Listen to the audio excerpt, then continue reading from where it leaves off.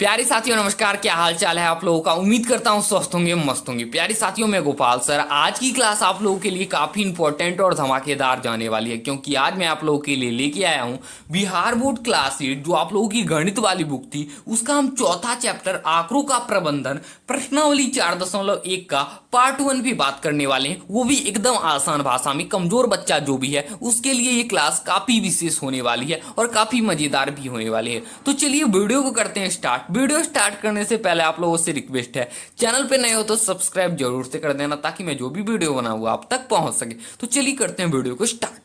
तो चलिए मेरे प्यारे साथियों, अब हम क्या करते हैं, प्रश्नावली 4.1 का पहले सवाल को हम पहले आसानी से पढ़ेंगे, उसके बाद समझेंगे, उसके बाद बनाने का प्रयास करेंगे। देखिए हमारा पहला सवाल कह रहा है, किसी शहर के युवा व्यक्ति के एक समूह का यह जानने के लिए सर्वे किया गया कि वे किस प्रकार का संगीत पसंद करते हैं। उनसे प्राप्त आंकड़ों का संलग्न पाई चार्ट में दर्शाया गया है। इस पाई चार्ट से निम्नलिखित प्रश्नों का उत्तर दीजिए। तो चलिए अब इसको एकदम आसान भाषा में समझने का प्रयास करते हैं। कमजोर बच्चा जो भी है एक बार से ध्यान लगा देना। देखिए बोल रहा है किसी शहर, शहर का मतलब हो गया पटना, दिल्ली, मुंबई, बहुत से शहरों का नाम आप लोगों ने सुना होगा। युवा व्यक्तियों का एक समूह, मतलब युवा व्यक्तियों का, जवान व्यक्तियों का एक समूह का यह जानने के लिए सर्वे किया गया कि वे किस प्रकार का संगीत पसंद करते हैं। यहाँ पे बहुत से संगीत का नाम दिया गया है, जैसे उपशास्त्रीय, शास्त्रीय, लोक, मनोरंजक। उनसे प्राप्त आंकड़ों का संलग्न पाई चार्ट में दर्शाया गया। ये हमारा जो आप लोगों का चार्ट दिख रहा है, ये पाई चार्ट का चित्र है।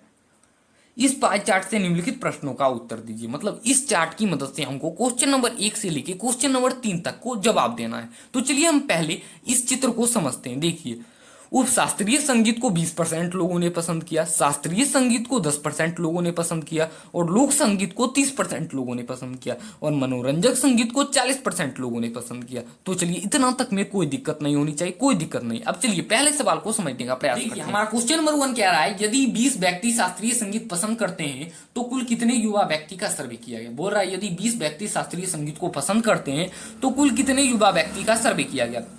एकदम आसान भाषा में समझने का प्रयास करेंगे। कमजोर बच्चा जो भी है एक बार से ध्यान लगा। देखिए यहां पर बोल रहा है 20 व्यक्ति शास्त्रीय संगीत को पसंद करता है, और पाई चार्ट में बोल रहा है 10% शास्त्रीय संगीत को पसंद किया जा रहा है। अब देखिए यहां से आप लोग मुसीबत में पड़ गए होंगे कि दोनों है तो कैसे निकालें। अब देखिए हमको निकालना क्या है, कुल कितने युवा व्यक्ति का सर्वे किया गया, कुल कितने युवा व्यक्ति का सर्वे किया गया। देखिए हम पहले मानेंगे, माना कुल युवा व्यक्ति की संख्या। अब क्या मानेंगे, माना कुल युवा व्यक्ति की संख्या।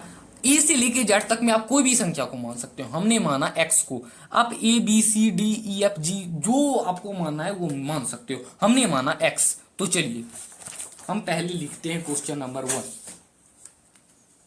क्वेश्चन नंबर 1 हम पहले मानेंगे, माना कुल युवा व्यक्ति की संख्या, कुल युवा व्यक्तियों की संख्या, कुल युवा व्यक्तियों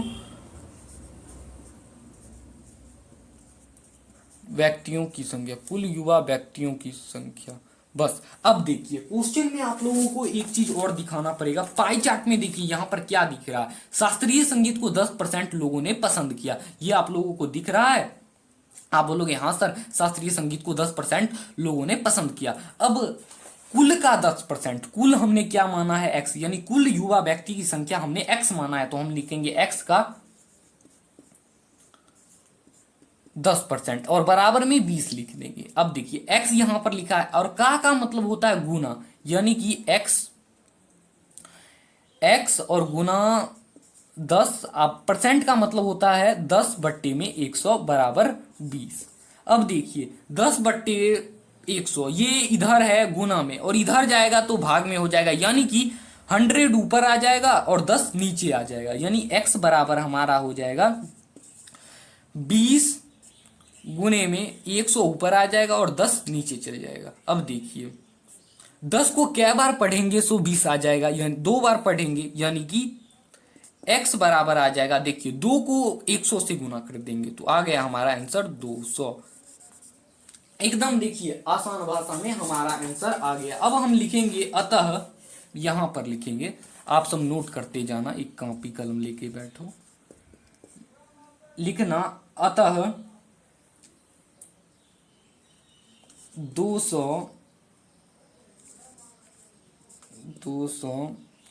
युवा व्यक्तियों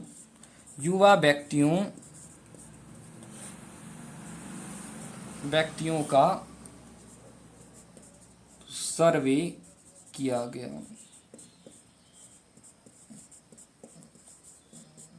बस हमारा आंसर हो जाएगा बस इतना ही। आप सब एक बार अच्छा से देख लो ताकि आप लोगों को कोई डाउट ना रह सके। कोई दिक्कत है भाई? कोई दिक्कत नहीं है। तो चलिए अब क्वेश्चन नंबर 1 के दूसरे सवाल पे चलते हैं। दूसरा सवाल हमारा काफी आसान है जो आप लोगों से बन जाएगा। देखिए दूसरा सवाल कह क्या रहा है, किस प्रकार का संगीत सबसे अधिक व्यक्तियों द्वारा पसंद किया गया। बोल रहा है किस प्रकार का संगीत सबसे अधिक व्यक्तियों द्वारा पसंद किया गया। तो यहाँ पर आप देख सकते हैं इस पाई चार्ट में उपशास्त्रीय को 20% लोगों ने पसंद किया, शास्त्रीय को 10% लोगों ने पसंद किया, लोक को 30% लोगों ने पसंद किया और मनोरंजक को 40% लोगों ने पसंद किया। यानी कि मनोरंजक संगीत को सबसे ज्यादा पसंद किया गया। तो हम यहाँ पर लिखेंगे क्वेश्चन नंबर 1 का दूसरा सवाल, मनोरंजक संगीत को सबसे ज्यादा पसंद किया गया। क्योंकि ये मनोरंजक संगीत है, मनोरंजक संगीत को सबसे अधिक पसंद किया गया, सबसे अधिक पसंद किया गया, पसंद किया गया। तो चलिए वो क्वेश्चन नंबर 1 के तीसरे सवाल पे चलते हैं। एकदम आसान भाषा में बनाने का प्रयास करेंगे। चलिए हम क्वेश्चन नंबर 1 के तीसरे सवाल पे बात करते हैं। देखिए तीसरा सवाल हमारा कह रहा है यदि कोई कैसेट कंपनी 1000 सीडी बनाए तो वह प्रत्येक प्रकार की कितनी सीडी बनाएगी। देखिए यहाँ पर आप समझने का प्रयास कीजिए। ये एक पाई चार्ट है, इसमें संगीतों का नाम दिया है जैसे उपशास्त्रीय, शास्त्रीय, लोक और मनोरंजक। उपशास्त्रीय 20% लोग पसंद करते हैं और शास्त्रीय को 10% और लोक को 30% और मनोरंजक को 40% लोग पसंद करते हैं, जैसा कि हमने पिछला प्रश्न पे बात किया था। अब देखिए हमको निकालना है 1000 सीडी बनाए तो वो प्रत्येक प्रकार की कितनी सीडी बनाएगी। तो अब हम बात करेंगे शास्त्रीय संगीत सीडी की संख्या, मतलब कि शास्त्रीय संगीत में सीडी की संख्या को ज्ञात करना है। तो चलिए एकदम आसान भाषा में बनाने का प्रयास करते हैं। लिखते हैं क्वेश्चन नंबर 3 लिखेंगे शास्त्रीय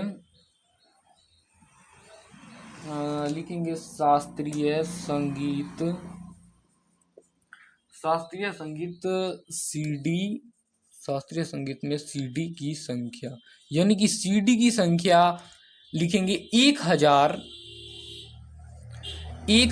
का। अब देखिए शास्त्रीय संगीत में 10% दिया है, 10% लोगों ने पसंद किया है, इसलिए हम यहाँ पर लिखेंगे 10%।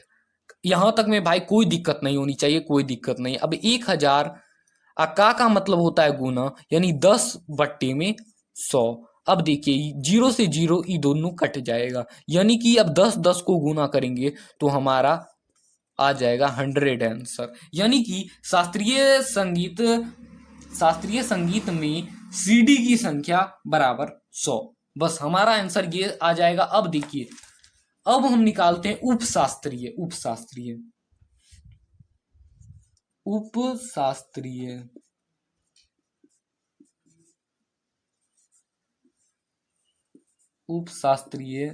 संगीत में सीडी की संख्या। देखिए सीडी की संख्या अब हम लिखेंगे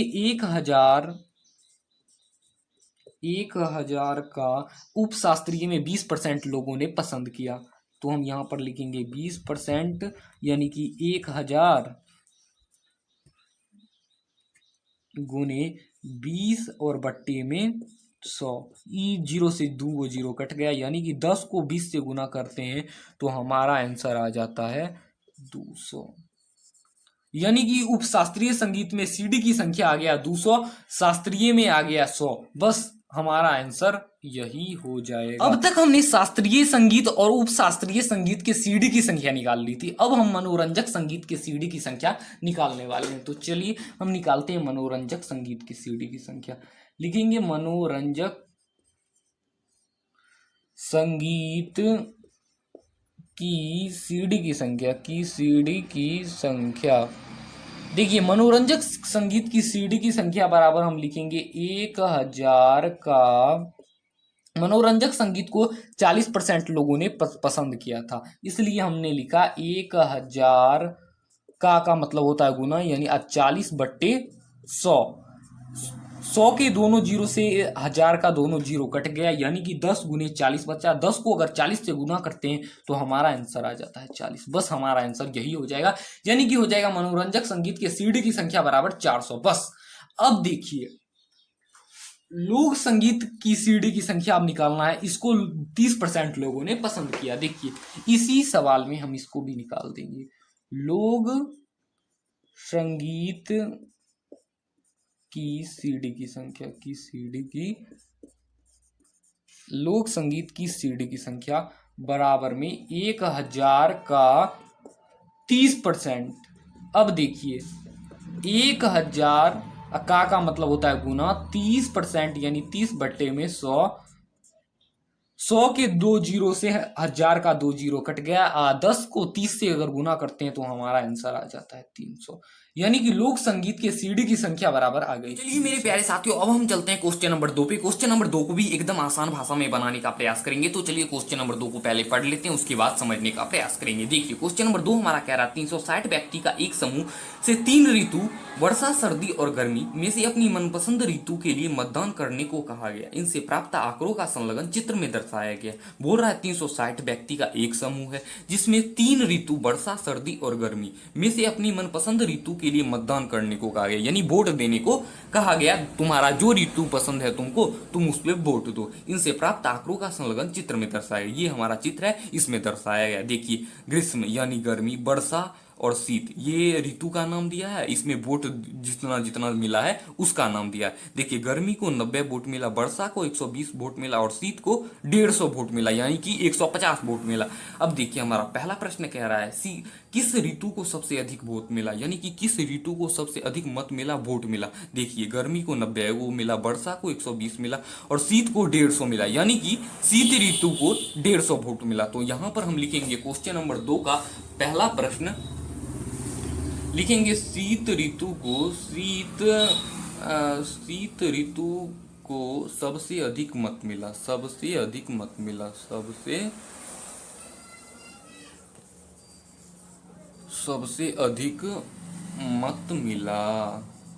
बस हमारा आंसर इतना ही हो जाएगा। बस आप लोगों को क्या समझ में आया? आप बोलोगे हाँ सर हमको ये समझ में आ गया। तो चलिए अब हम चलते हैं क्वेश्चन नंबर 2 के दूसरे प्रश्न पे।